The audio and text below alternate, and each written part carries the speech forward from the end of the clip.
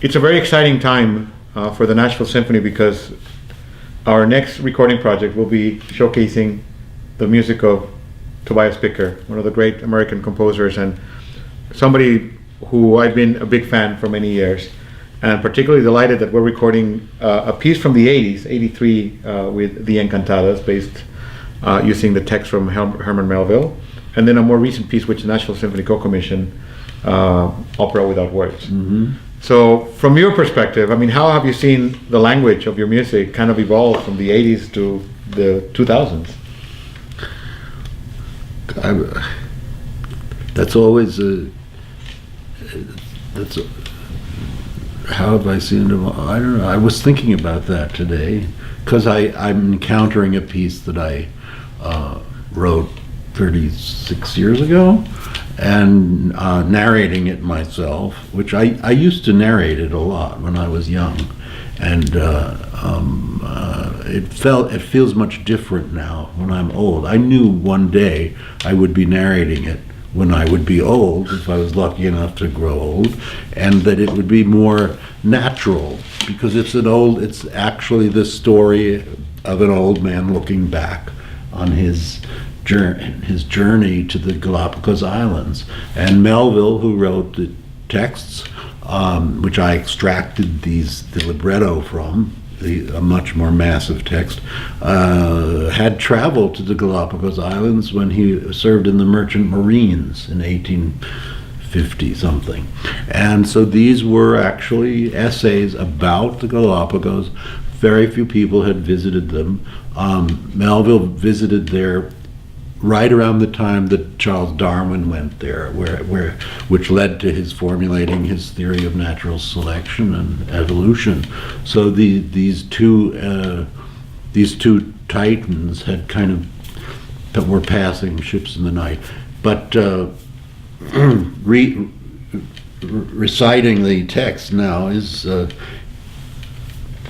it's a little different. I mean, I've done it so much that it's memorized, but because of certain little musical cues of where I want to put things, I need to look at the music, which annoys me that I have to look at it. I hate looking at it when I just want to perform it, and it feels more natural to perform it now that I have some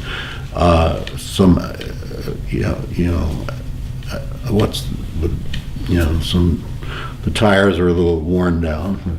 Well, looking at the score, the old score that you've always used, it comes with all of these indications and markings over decades of how the piece has changed and evolved, and ideas that maybe a conductor or a narrator or somebody gave you. Yes. I mean, Yes, that's why I was trying to do it from a clean score today.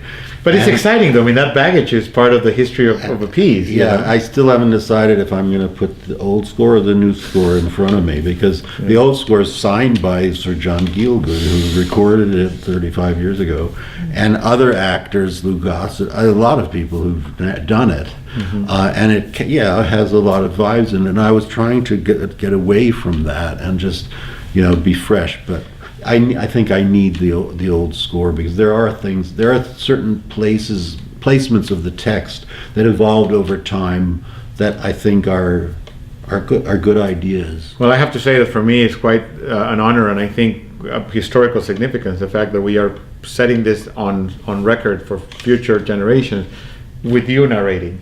So the fact that you were present, not only the performances, but of course through the rehearsals and everything, that you are heavily involved in how the piece comes out, and honestly, it's quite an honor for me to be, in the driver's seat, but you're next to me, kind of guiding me along and making sure that I don't get lost. You were there. I think it was the last major performance of the work was when you were a young assistant conductor in Minnesota, and Osmo conducted it. Well, that's a piece. That's where I came acquainted, and that's where I became acquainted with you. And now that I have the position as music director of the Nashville Symphony, I remember when you and I reconnected, and I said I want to champion your music, and so there is also a very personal connection for me. The fact that we go back many years, and that we're getting to do this piece with you on the narration, and that we also commissioned this other piece, Opera Without Words. Yes. That for me, it's also we feel part owners of that. You are. Too bad you don't get any of the royalties. Well, that's quite all right. You can do Millions that. of performances. I just want to. I'm glad enough just have my name associated with yours, so that for me is big enough It's of, okay, of an there honor. aren't any royalties. Maybe someday. You never know. You never, I doubt. Great, great, Not great, that great particular grandchildren. one. Maybe Old and Lost Rivers. That would have been better investment. Yeah. Well, that's when we connected the first time I did that piece. Yes, I you remember. did that a few So- years ago. But yeah, it's exciting, and again, it's such a privilege to champion your music and have this new CD added to the great legacy of the Nashville Symphony. I would though connect these two pieces are connected in actually Opera Without Words was I wrote as I had a libretto that I commissioned and I set the words without singers. I set the words on the instruments in the orchestra, and then once I finished it I took out the words because it was very personal, the whole story, and I did it with a friend, and I'd have been sued if those words had been published. So nobody knows what it's about, but it has, the instruments in the piece, you can tell they're trying to say something. It's a very kind of articulative piece. Every instrument, every part of the orchestra is constantly in as if singing. Yeah. And they're given indications that you give to singers of characterization. Right. So that is an opera without words. Whereas and it is the most recent, actually technical, if it's really an opera, the most recent one that I've premiered, because it was after my last opera, Dolores Claiborne, and before my next one, Awakenings. So, and the Encantadas is in a way my first opera.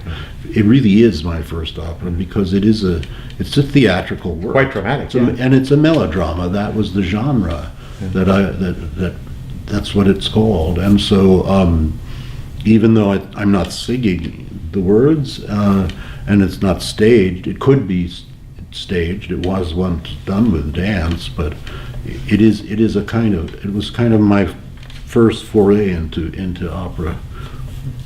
Well, exciting times, and as I said, another great addition to the Nashville Symphony recording legacy. So it's a great honor to collaborate with you on these, and I'm sure we'll be the first of many more in the future. Thank you for doing it, Maestro.